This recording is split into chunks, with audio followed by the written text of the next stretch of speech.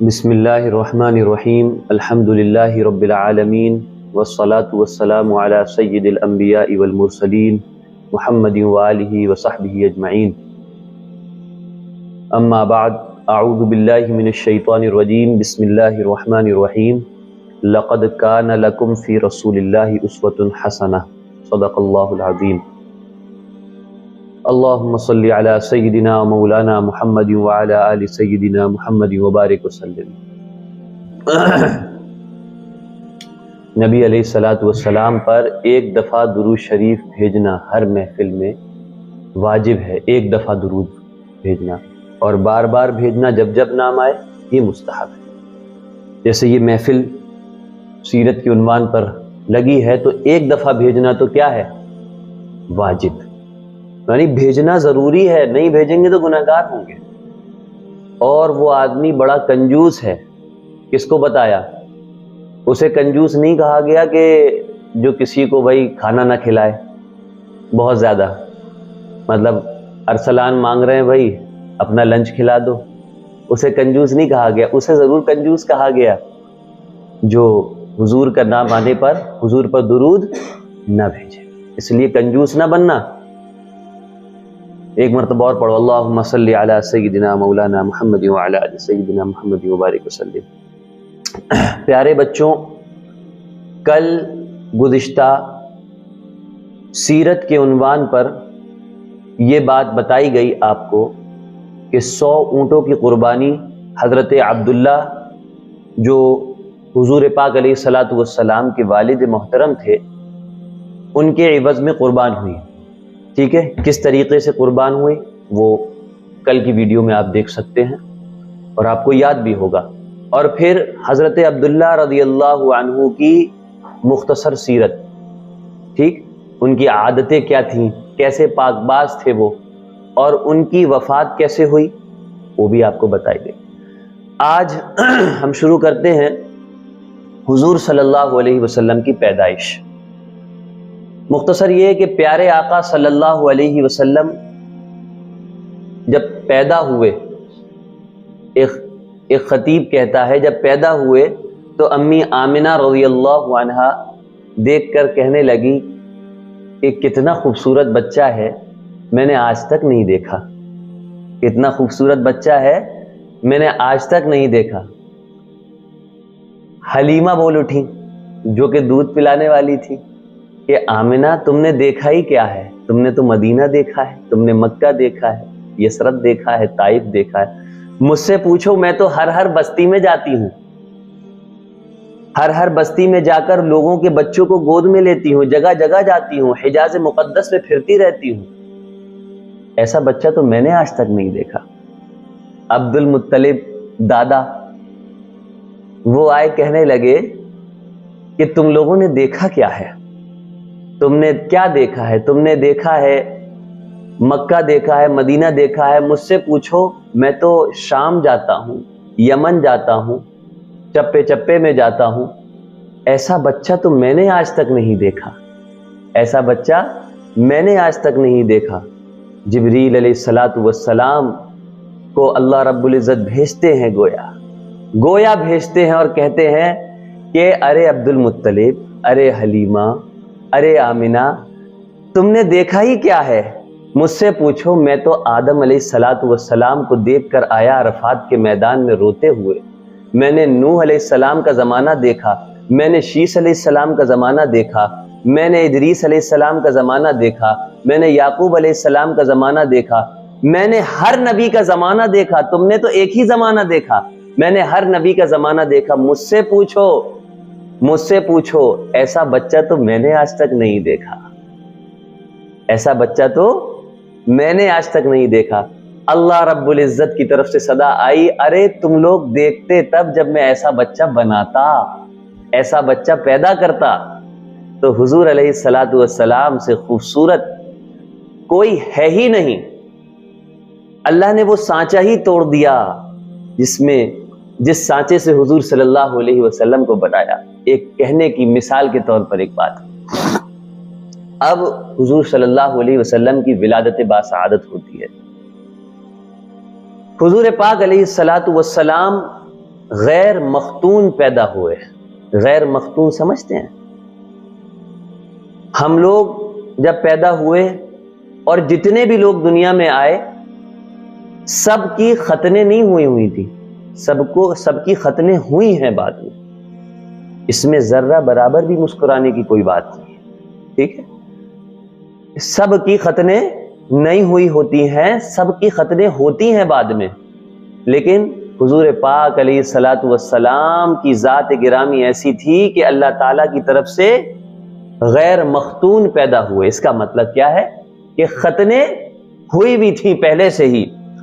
اور صاحب سیرت النبی لکھتے ہیں کہ آپ علیہ الصلاۃ والسلام کی آول نال کٹی ہوئی تھی، جسے نال کہتے ہیں نا، کہ عورت کی طرف سے، ماں کی طرف سے بچے کو جو کھانا جاتا ہے وہ خون ہی ہوتا ہے ماں کا، اسی کے ذریعے سے تو اس کو غذا ملتی ہے، وہ پہلے سے ہی کٹی ہوئی تھی.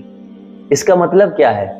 جب ماں سے کنیکشن چھوٹا ہوا تھا، بس ماں کے پیٹ میں تھے، شکم مادر میں تھے، لیکن کنیکشن ماں سے ٹوٹا ہوا تھا. کہاں سے جڑا تھا اس وقت بھی آپ کا کنیکشن اللہ رب العزت سے جڑا تھا، اور وہاں سے غذا براہ راست ان کو مل رہی تھی. آپ ختنہ شدہ پیدا ہوئے. عبد المطلب یہ دیکھ کر بے حد حیران ہوئے اور خوش بھی. وہ کہا کرتے تھے میرا یہ بیٹا نرالی شان والا ہوگا. آپ کی پیدائش سے پہلے مکے کے لوگ خشک سالی اور قحط کا شکار تھے، یعنی بھوک مری ہو رہی تھی، بھوک مری. لیکن جو ہی آپ کی دنیا میں تشریف لانے کا وقت قریب آیا، بارشیں شروع ہو گئیں، خشک سالی دور ہو گئی، درخت ہرے بھرے ہو گئے اور پھلوں سے لد گئے، زمین پہ سبزہ ہی سبزہ نظر آنے لگا. پیدائش کے وقت آپ اپنے ہاتھوں پر جھکے ہوئے تھے. کیا ہوئے تھے؟ آپ اپنے ہاتھوں پر جھکے ہوئے تھے. یہ پیدائش کے وقت کے حالات بتائے جا رہے ہیں آپ کو. سر آسمان کی طرف اٹھا تھا. ایک روایت کے الفاظ یہ ہیں کہ گھٹنوں کے بل جھکے ہوئے تھے. مطلب یہ ہے کہ سجدے کی طرح حالت تھی. آپ کی مٹھی بند تھی اور شہادت کی انگلی اٹھی ہوئی تھی، جیسے ہم لوگوں کی نماز میں ہوتی ہے. حضور انور صلی اللہ علیہ وسلم فرماتے ہیں جب میری والدہ نے مجھے جنم دیا تو ان سے ایک نور نکلا. اس نور سے شام کے محلات جگمگا اٹھے. آپ صلی اللہ علیہ وسلم کی والدہ سیدہ آمنہ فرماتی ہیں محمد صلی اللہ علیہ وسلم کی پیدائش کے وقت ظاہر ہونے والے نور کی روشنی میں مجھے بصرہ میں چلنے والے اونٹوں کی گردنیں تک نظر آتی تھی. اتنا نور کہ آپ کو دور دور تک اونٹ جو چل رہے ہیں اس کی گردنیں نظر آ رہی ہیں. یہ کتنا بڑا معجزہ ہے حضور پاک علیہ الصلوۃ والسلام کا. اس کو اپنے ذہن میں رکھیں. حضرت سیدہ آمنہ کے جب حضور پاک علیہ الصلوۃ والسلام پیٹ میں تھے تو آپ نے اس سے پہلے سبق میں سنا کہ بادل سایہ کرتا تھا اور حضرت عبداللہ کے پاس جو ان کی پیشانی میں نور چمکتا تھا، شادی کے بعد حضرت آمنہ رضی اللہ عنہا کی پیشانی سے وہ نور اور ان کی ذات سے وہ نور چمکنے لگا. علامہ سہیلی رحمت اللہ علیہ نے لکھا ہے کہ جب آپ پیدا ہوئے تو آپ نے اللہ کی تعریف کی. ایک روایت میں یہ الفاظ آئے ہیں اللہ اکبر کبیرہ والحمد للہ کثیرہ وسبحان اللہ بکرۃ واصیلا. اللہ تعالیٰ سب سے بڑا ہے، اللہ تعالیٰ کی بے حد تعریف ہے اور میں صبح و شام اللہ کی پاکی بیان کرتا ہوں. جب پیدا ہوئے تب آپ نے یہ تعریف کی. آپ کی ولادت کس دن ہوئی اس بات پر سب کا اتفاق ہے، وہ پیر کا دن ہے. کون سا دن؟ پیر کا دن. اور وہ ایسا پیر کا دن ہے جس کے سب مرید ہیں، ایسا پیر ہے. سمجھ رہے ہو؟ عام طور سے یہ جو پیر کا دن آتا ہے اس کا کوئی مرید نہیں، لیکن جس دن حضور پاک علیہ الصلوۃ والسلام جس پیر کو پیدا ہوئے اس کے سب مرید ہیں. تو حضور پاک علیہ الصلوۃ والسلام پیر کے دن کو اور کیا کہتے ہیں؟ سوموار اور منڈے ہیں. چلیے اس سلسلے میں ایک روایت 8 ربیع الاول کی ہے، ایک روایت کے مطابق 12 ربیع الاول کو پیدا ہوئے، ایک روایت یہ ہے کہ 2 ربیع الاول کو پیدا ہوئے. اس سلسلے میں اور بھی بہت سی روایات ہیں. زیادہ تر مورخین کا خیال ہے، مورخین کہتے ہیں جو تاریخ لکھنے والے، ہسٹری لکھنے والے، مطلب کہ آپ 8 ربیع الاول کو پیدا ہوئے. تقویم کے طریقے سے جب تاریخ نکالی گئی تو 9 ربیع الاول نکلی. یعنی سب سے مضبوط بات جو ہے 8 اور 9 ربیع الاول کی ہے. 12 ربیع الاول کو پیدا نہیں ہوئے. جو لوگ یہ جشن مناتے ہیں 12 ربیع الاول کو، ہاں 12 ربیع الاول کی وفات جو ہے، یعنی آپ کا پردہ فرمانا، وہ طے ہے، وہ متفق ہے. آپ عام الفیل میں پیدا ہوئے. کب؟ عام الفیل. عام الفیل کسے کہتے ہیں بھائی؟ فاتح، یعنی ہاتھیوں والا سال، ہاتھیوں والے سال میں پیدا ہوئے. اس کا کیا تاریخ ہے؟ آپ نے قرآن میں الم تری کیف پڑھی ہے؟ یاد بھی ہے آپ سب کو. کیا فرمایا اللہ رب العزت نے؟ الم تری کیف فعل ربک باصحاب الفیل. کیا تم نے نہیں دیکھا کہ ہم نے ہاتھی والوں کے ساتھ کیا معاملہ کیا؟ اور آگے پڑھیے. الم یجعل کیدہم فی تضلیل. ہم نے ان کی چالوں کو بیکار نہیں کر دیا، اکارت نہیں کر دیا. اور ہم نے ان کے اوپر غول کے غول پرندے بھیجے. اور جی، جو ان کے اوپر کنکر پھینک رہے تھے، ترمیہم بحجارۃ من سجیل فجعلہم کعصف مأکول، تو وہ ایسے ہو گئے جیسے کھایا ہوا بھوسا. یہ سمجھیے یہ سال تھا جس سال حضور پاک علیہ الصلوۃ والسلام کی ولادت ہوئی ہے. اچھا، جو باتیں جو خلاف عقل باتیں ہیں، جیسے چاند کے ٹکڑے ہو جانا، ٹھیک ہے نا، انگلیوں سے پانی کا نکلنا، ٹھیک ہے، اسی طریقے سے اور بھی بہت ساری باتیں جو خلاف عقل ہیں، جو حضور کی ذات سے صادر ہوئی، اسے تو کہتے ہیں معجزہ. حضور کی حیات میں حضور کی ذات سے جو صادر ہوئی اسے کیا کہتے ہیں؟ معجزہ. اور حضور کی پیدائش سے پہلے جو باتیں ہوئی ہیں، جو حضور کی آمد کی خوشخبری سنا رہی ہیں، اسے کہتے ہیں ارہاس. کیا کہتے ہیں بھائی؟ ارہاس. ارہاس اور معجزہ ایک ہی چیز ہے، یعنی جو عقل میں نہ آ سکے. معجزہ اسے کہتے ہیں جس سے انسانی عقل عاجز آ جائے. کیا آ جائے بھائی؟ عاجز آ جائے. ارہاس بھی اسے ہی کہتے ہیں. یہ جو واقعہ ہوا اس سے انسانی عقل عاجز آ جاتی ہے. یعنی ہم تو دیکھتے ہیں ہمارے پاس بم اور گولیاں اور AK-47 ہوگی تبھی ہم مقابلہ کر پائیں گے، لیکن اللہ تعالیٰ نے پرندوں کے ذریعے سے اپنے کعبے کی حفاظت کی. واقعہ کیا ہوا؟ مختصر سمجھیے. اسے کہتے ہیں واقعہ فیل. کیا کہتے ہیں؟ ہاتھیوں کا واقعہ. اور جس سال یہ واقعہ ہوا اس کو کہتے ہیں عام الفیل. عربی میں عام کہتے ہیں سال کو. اسے کہتے ہیں بھائی سال کو. ابرہہ نامی ایک عیسائی گورنر تھا جو یمن میں رہا کرتا تھا. اس نے جو ہے کعبے کو دیکھا دیکھی اپنے ہاں بھی ایک کعبہ بنایا، گرجا گھر بنایا، چرچ جسے کہتے ہیں نا، وہ بنایا. اس نے یہ چاہا کہ لوگ کعبے کا حج کرتے ہیں جا کر، اس میں تو کوئی ایسا اٹریکشن ہے نہیں، ایسی کوئی جاذبیت ہے نہیں، پتھر لگے ہوئے ہیں خالی خالی اور ایک کپڑا سا ڈلا ہوا ہے. میں اتنا خوبصورت گرجا گھر بناؤں گا کہ لوگ اس سے آ کر جڑیں گے، لوگ متاثر ہوں گے، لوگوں کی آنکھیں خیرہ ہو جائیں گی، لوگ دیکھیں گے ارے واہ ایسا عبادت خانہ ہونا چاہیے.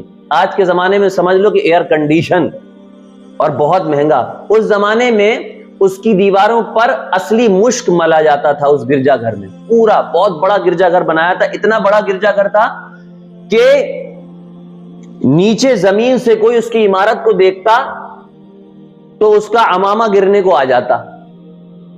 سمجھ رہے ہو؟ اس کی ٹوپی گرنے لگتی گویا کہ. اتنا بڑا اتنا لمبا گرجا گھر تھا اور بہت ہی مہنگا اور بہت ہی عالی شان بنایا تھا. سونے سے جو ہے اس کی نقاشی کروائی تھی. اس نے یہ سوچا کہ اب کعبے کو چھوڑ کر لوگ یہاں آئیں گے. اس نے یہ جو حرکت شروع کری تو کعبے کے ماننے والے، کعبے کو جو مان رہے ہیں لوگ وہ بہت شروع سے مان رہے ہیں حضرت آدم علیہ السلام کے زمانے سے. بیچ میں اس کے آثار ختم ہو گئے تھے لیکن بعد میں پھر اس کے آثار پر حضرت ابراہیم علیہ السلام نے تعمیر فرمائی. اس کی ایک الگ تاریخ ہے, اس تاریخ میں نہیں جائیں گے, پہلے آپ اسے سمجھیے. تو مکہ سے ایک آدمی آیا اور ان کے گرجا گھر میں آ کر جو ہے غلاظت کر دی, یوں کہہ لیجیے پوٹی کر دی. کیا کر دی بھائی خادم؟ ہاں, وہاں سے آیا. اب ابرہہ کو آ گیا غصہ. ابرہہ کو جب غصہ آیا اس نے کہا اچھا یہ بات. اس نے شاہ حبشہ سے کہا کہ ہمیں ذرا فوج دیجئے, ہاتھیوں کی فوج دیجئے اور بھی دوسری فوجیں دیجئے, میں کعبۃ اللہ کو منہدم کر دوں, گرا دوں اور ان سے بدلہ لوں جا کر. اس نے بدلہ لینا چاہا دراصل, اور اپنی ایک فوج کو لے کر کعبے کی طرف روانہ ہوا اور اس نے حملہ کرنا چاہا, اور کعبے کے پاس پہنچ کر اس نے صدا لگائی. حضرت عبد المطلب آئے جو حضور پاک علیہ الصلوۃ والسلام کے کون تھے؟ دادا. ہاں, وہ باہر نکل کر آئے. اچھا, حضرت عبد المطلب کے ابرہہ نے اونٹوں پر قبضہ کر لیا تھا. کعبے کے پاس جو ہے مکے کے پاس اونٹ چر رہے تھے ان کے, اس پر قبضہ کر لیا تھا. تو خواجہ عبد المطلب جب آئے ہیں ان سے ابرہہ نے کہا کہ تم لوگ یہاں سے نکل جاؤ, میں یہاں پر چڑھائی کر رہا ہوں. انہوں نے کہا کہ میں نکل تو جاتا ہوں, آپ میرے اونٹ واپس کر دیجئے. تو ابرہہ کہنے لگا آپ تو ہمیں بڑے سمجھدار آدمی معلوم ہو رہے تھے, میں تو سمجھ رہا تھا کہ آپ مجھ سے کہیں گے کہ آپ چڑھائی نہ کریں, میں تو سمجھ رہا تھا کہ آپ کہیں گے مجھے آپ واپس چلے جائیں, لیکن آپ تو بڑی چھوٹی سوچ کے مالک نکلے کہ آپ کہہ رہے ہیں خالی ہمیں اونٹ دے دو. آپ تو بڑے حریص نکلے, ہم تو آپ کو بڑا اچھا سمجھ رہے تھے, شریف آدمی سمجھ رہے تھے. تو خواجہ عبد المطلب نے کیا فرمایا سنو, جس سے اور ہیبت بیٹھ گئی اس کے اوپر. فرمایا کہ دیکھو ابرہہ, ان اونٹ کا مالک تو میں ہوں, اس لیے میں ان کا سوال تم سے کر رہا ہوں کہ یہ اونٹ مجھے دے دو. کعبے کا مالک جو ہے وہ اللہ ہے, تم کعبے پہ چڑھائی کرو گے تو اللہ ہی اس کا بدلہ لے گا. ہمارے پاس تو نہ تیر ہے, نہ تلوار ہے, نہ گھوڑے ہیں, نہ آلات حرب و جنگ ہیں, میرے پاس کچھ بھی نہیں ہے. ہمارے پاس ہم نہتے ہیں اس وقت, اور ہم تم سے بہت تھوڑے ہیں. تم پوری جو ہے حکومت لے کر آئے ہو, پوری فوج لے کر آئے ہو, تمہیں چڑھائی کرنی ہے کر کے دیکھ لو. تو خواجہ عبد المطلب یہ اپنے قبیلے کو لے کر, مکے والوں کو لے کر پہاڑ کے اوپر چلے گئے, وہاں سے تماشا دیکھا.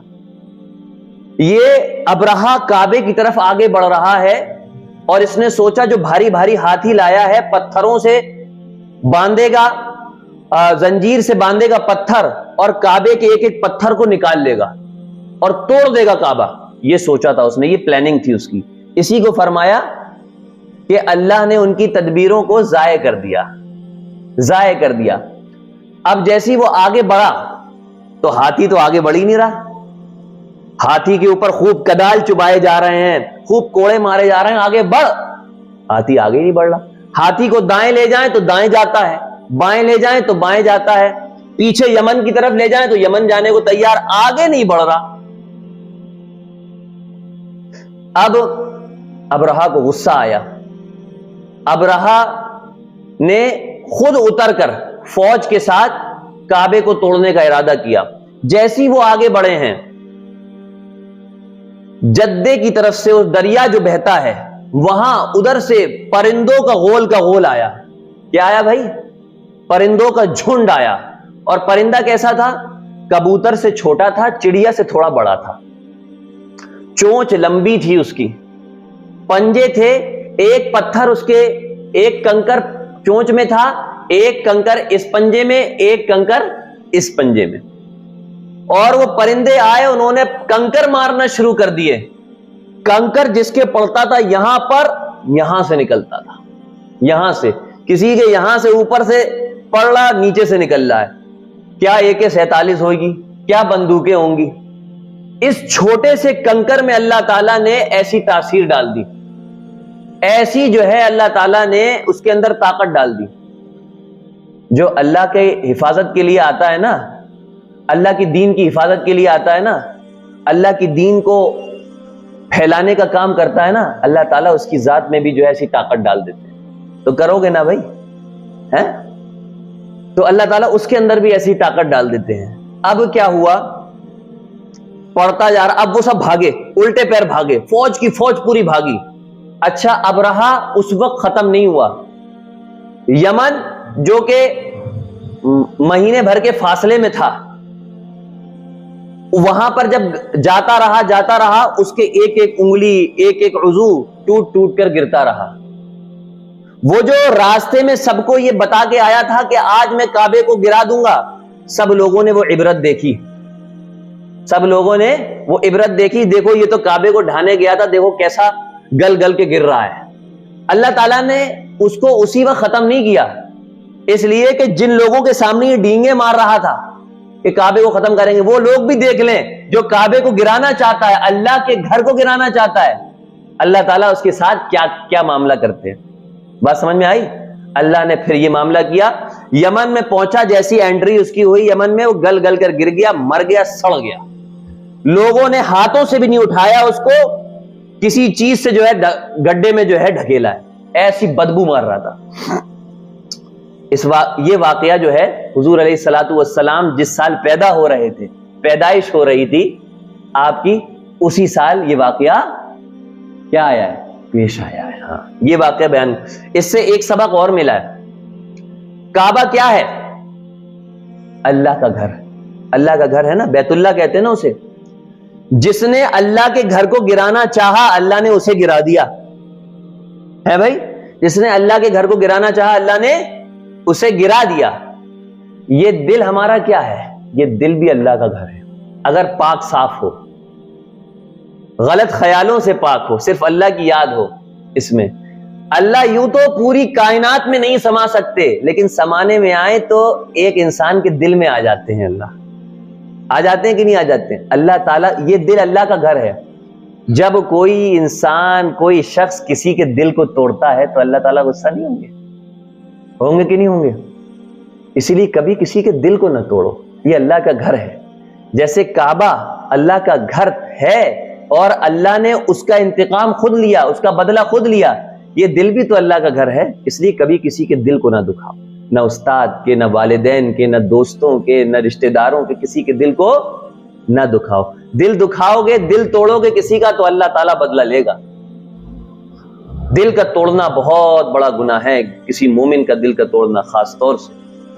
مومن کی عزت و آبرو پر حملہ کرنا کعبے پر بھی حملہ کرنے سے زیادہ بری بات ہے. سمجھ میں آئی بات؟ تو یہ واقعہ اس وقت پیش آیا. پیدائش کی تاریخ آپ کو بتا دی گئی کہ زیادہ مضبوط بات یہ ہے کہ 8 ربیع الاول یا 9 ربیع الاول کو حضور پیدا ہوئے. 12 وفات جو کہتے ہیں, ہاں وفات 12 ربیع الاول کو ہوئی ہے پکا. ایک قول 12 ربیع الاول کا بھی پیدا ہونے کو ہے, لیکن بہت کمزور ہے. جس وقت آپ کی پیدائش ہوئی تو تمام خاندان قریش کے اندر خوشی پھیل گئی. چونکہ آپ کے والد ماجد پہلے ہی وفات پا چکے تھے, اس لیے آپ کے دادا خواجہ عبد المطلب نے آپ کے لیے عقیقے کا انتظام کیا. تمام خاندان قریش کو دعوت دی اور آپ کا نام محمد رکھا گیا. کیا رکھا گیا بھائی؟ اور والدہ نے آپ کا نام کیا رکھا تھا؟ کون بتائے گا؟ ہاں بولا کرو بھائی. والدہ نے کیا رکھا تھا؟ احمد. تو 2 نام ہو گئے, محمد, احمد. اور اس نام کے بارے میں ان کو خواب میں بتلا دیا گیا تھا کہ آپ کے یہاں جو بیٹا پیدا ہوگا ان کا نام تم احمد رکھنا. سیدنا حضرت عیسیٰ علی نبینا وعلیہ الصلوۃ والسلام نے اپنی امت کو خبر دے دی تھی کہ میرے بعد ایک نبی تشریف لائیں گے جن کا نام احمد ہوگا. قرآن کریم میں سورہ صف میں اس کا تذکرہ موجود ہے. خواجہ عبد المطلب نے آپ کا نام محمد رکھا چونکہ مکہ میں ایسے نام کا تذکرہ نہیں تھا, آج سے پہلے کبھی رکھا ہی نہیں گیا تھا. اس لیے لوگوں نے کہا کہ آپ نے تو عجیب و غریب نام رکھا ہے.